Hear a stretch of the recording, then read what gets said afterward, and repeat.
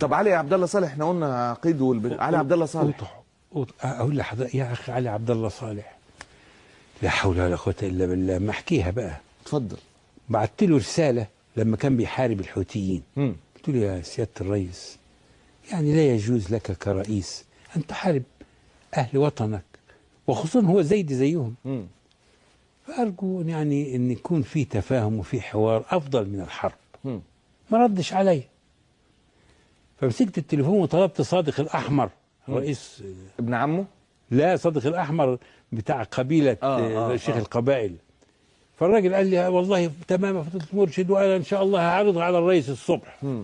وما عرضش حاجة أو ما ردش عليا.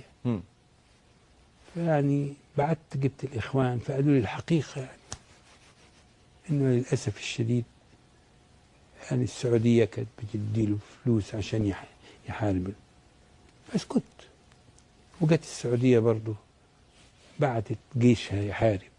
فكتبت خطاب رقيق جدا للملك عبد الله، قلت له يا خادم الحرمين، أننا لكم قدر كبير في نفوسنا ونفوس المسلمين، ومهمة خادم الحرمين أن يصلح بين الناس، لا أن يذهب جيش ليحاربهم.